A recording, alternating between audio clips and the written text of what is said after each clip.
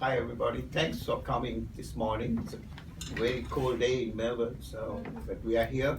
And thanks Alan from StumpJump for making the nice coffee and this croissants and everything on the table for us. So we keep it pretty informal, so it's a chat, not a talk. So I don't like talking to people, I like talking with people. So first of all, a bit of introduction about Silicon Beach and myself.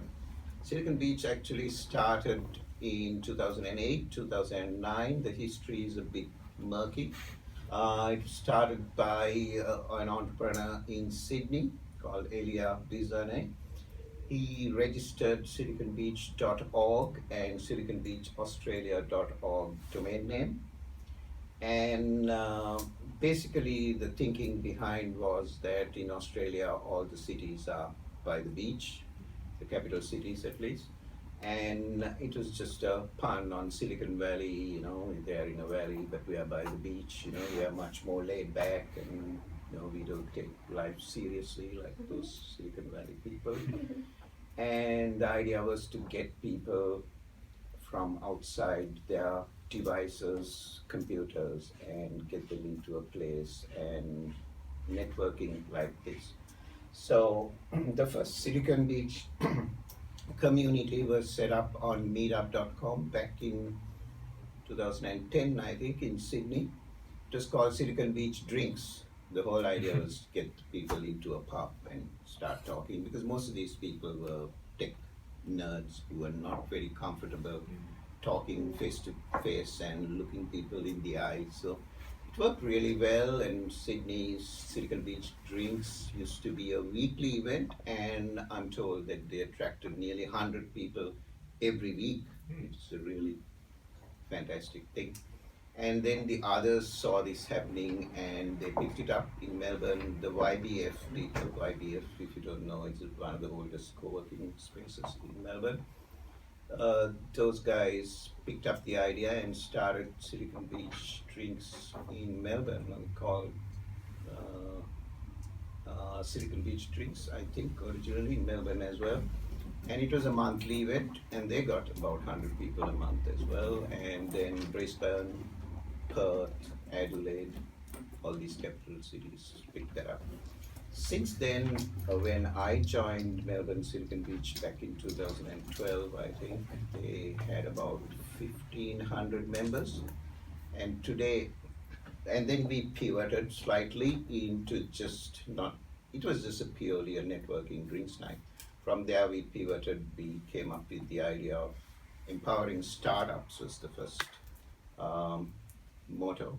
But then we found that startups being startups, they pivot and they fail and they change. So the startup that was, John would say his first startup was the same startup, but it was called Shifties. And when he pitched it, I thought, what is he selling? Some drug to overcome constipation? So the name was far too cool, so talking to customers, he changed it to Core Roster. Yes, rebranding. So it was not a pivot, but to rebrand.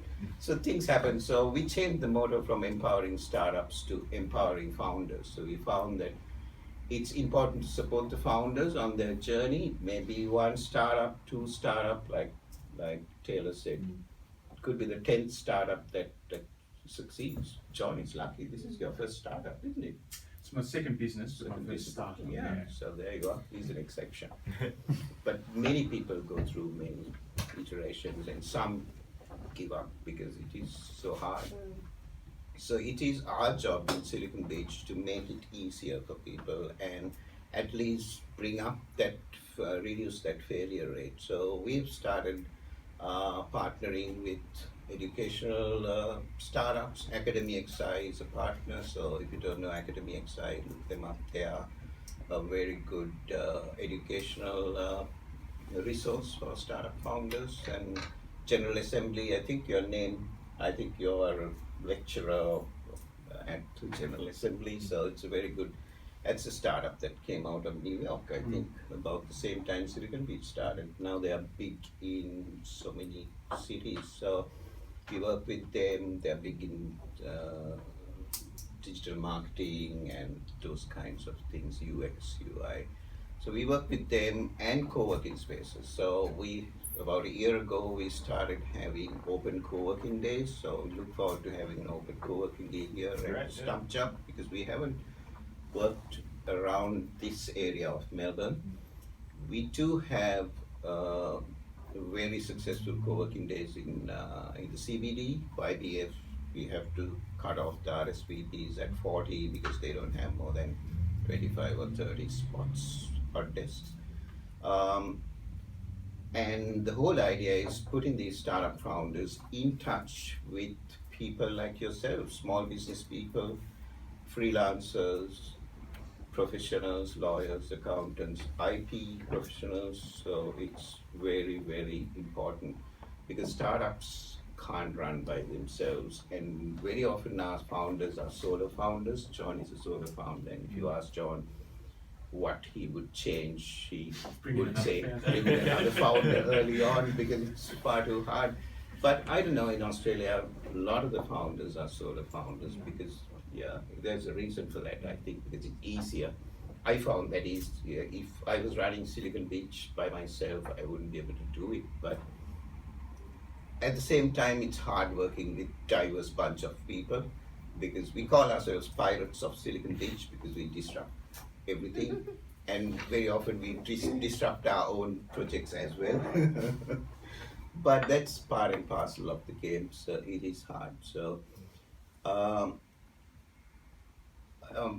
get together with startup founders, and you're a networking person, so we are about 25% female, so we like to increase that. So I'd like to have a chat with you about Sure. connecting your women's network with Silicon Beach, so it doesn't have to be all startups like I told you. And our big, hairy, audacious goal is to increase Australia's standing in the world as a startup nation. At the moment, the only report that measures startups by nation is the outfit called Startup Blink. It works out of Tel Aviv in Israel, and according to their rankings, which takes into account per capita how many startups the country has and what are their valuations and things like that, and they have an algorithm that they look at. According to that, we were number 11 in 2017, and this year we have jumped to number 6. So we are behind US, of course, which is high above everyone else. So we don't aim to overtake US. That'll be foolhardy. But very much below is UK and Canada, Israel, and then Australia. So we are in a bunch there. So it wouldn't be that hard for us to get up to number 2. Our plan is to get up to number 2 state nation worldwide as a startup nation by 2025. And we can't do it by ourselves. We need to work with government, universities, corporates, small businesses, and everyone else. So Silicon Beach is going to be the catalyst for that. We'll be talking to government and everyone as we incorporate into a non-profit company from next month. So it's exciting times. So that's basically where we are at. So I like to open it to questions from you guys. What do you want from us, and what do you think about where we are going as a nation, as the entrepreneurial ecosystem, and what are your thoughts? Anybody? I was just wondering, how does Silicon Beach actually empower the startup founders? Like, how do you guys sort of help? Yeah, good question. It's through education, that's number Okay. one, through all those things, and also connections. Now, John would say he pitched for the first time at Silicon Beach. Our flagship event is Pitch Night, where we have 90-second pitches. Anyone can pitch. It's not only for startups. It's I suppose the only pitch night that anyone can pitch. Small businesses can pitch, freelancers or people looking for people like co-founders or technical people to come and pitch, and from there they practice the art of pitching, because Dan runs with his wife Linda runs a presentation and pitch coaching business. So it all happens organically. I think John can answer that. How did we empower you? Getting that first pitch is always the hardest. Yeah, thing, right? imagine And when I talk to other people about pitching on the night, I say it's a safe space. It's non-threatening. Everyone's had a beer. It's dark. That's the best. You know, you're not you stand up on a little soapbox. Everyone's having a giggle, but they're the things that really scare the willies out of you when you're trying to do it for the first time. You can read off notes. We allow people to come in completely unprepared with no pitch practice at all. Wow. Even on the night, we'll convince people. Talking to people about, hey, I've got an idea, and we'll say, well, why don't you tack on the end, because we open the pitching up. If there's time for people to just walk up and do a 60-second pitch on what they're doing. And we put in a bit of a framework about what pitch structure looks like, but we're not too fussed if you don't stick to it. Yeah. And we get some very out there ideas, and we've had people come up with new types of hardware bolts for fastening systems and 3D printable wallets. And heaps of software and all sorts of other solutions. So it's really wide sort of gamut of options. And for me, it was about just getting over those nerves of doing that first pitch. And once you do that, then it changes what you do. Since then, I've pitched in China. I've pitched on TV a couple of times. I'm pitch judging this weekend, and then next week I'm at the Innovate Health Conference pitching a business as well. So it's an essential part of your tool set. And it's not just for startups in the typical sense. I think all of your businesses are startups and pitch-worthy products. Yeah. So everybody needs to be able to get into that practice of how do you capture someone's attention in 20 seconds and how do you keep it for the next minute when you're talking about what your business is. And really the idea of the pitch is to get whoever you're talking to the next stage. Is it have a cup of coffee and talk a bit more or whatever? That's what pitching's all about. So I think it's invaluable just from that. But this week I've connected. I had a guy who needed to his business needed to interface with MyOb, and we were talking at a pitch night. I hooked him up with the dev team at MyOb to help get that bit going. He came back to me this week and said, "Hey, I need some new UX designers. Who do you know at Academy XI?" So I reached out to Marina, and Marina gave me the contact of the program person. Done. Wow. Yeah. Off you go. It's all about connection. And talking about pitches, I mean, people ask, it's not only about raising money, because very few of our startups are ready to raise capital, but they're just starting out, they're just finding their feet and iterating. They're ready to burn capital. Yeah, they're ready to burn capital that they don't have. Someone else's capital. But many of them ask, newcomers ask, are there investors in the room? I said, if there are, very often I know personally people, angel investors at Melbourne Angels, where we have a good relationship with them. Some of them come and they tell me, don't tell anyone that I'm an investor. I have to say to them, they don't want to be hassled at 100 people. We do get 100 to 150 people coming to our pitch night. We get about 200 RSVPs, but about half turn up depending on the weather of the day.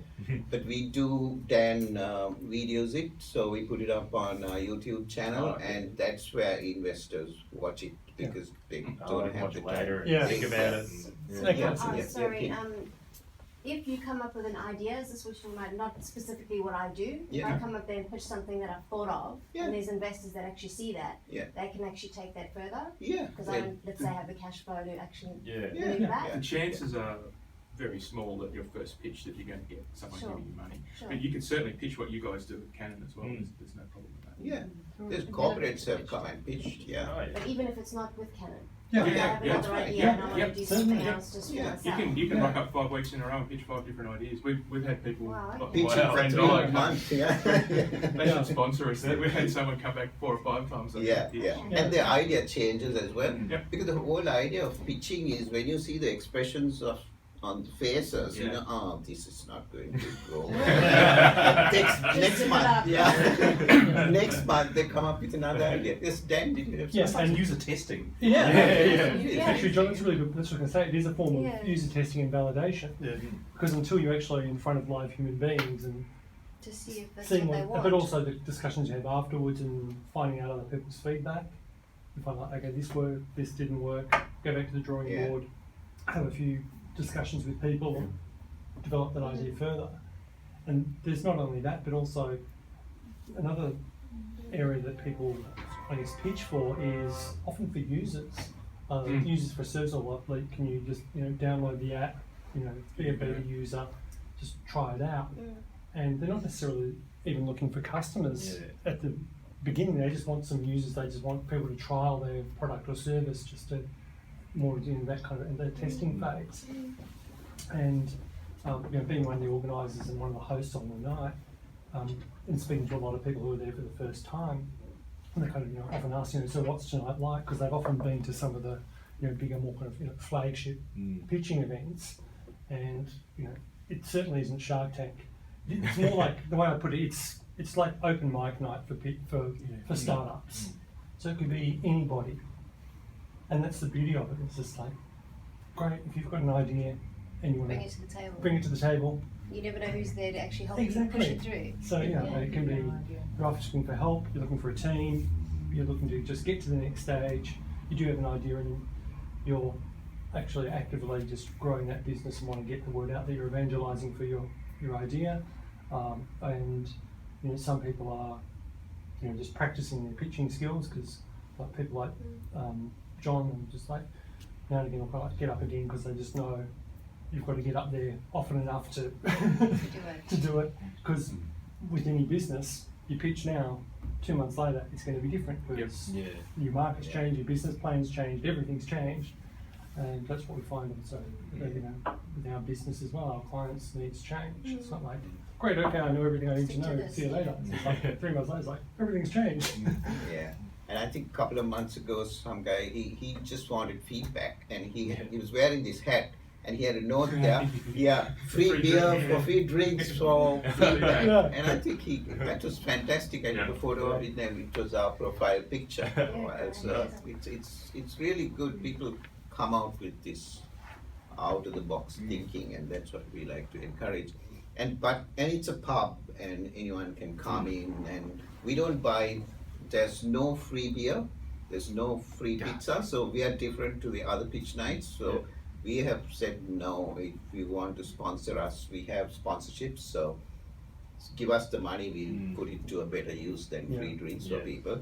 And so we sort of boast, like other communities, we haven't grown to 12,000 by giving people free pizza and free beer. So it's people who are really serious.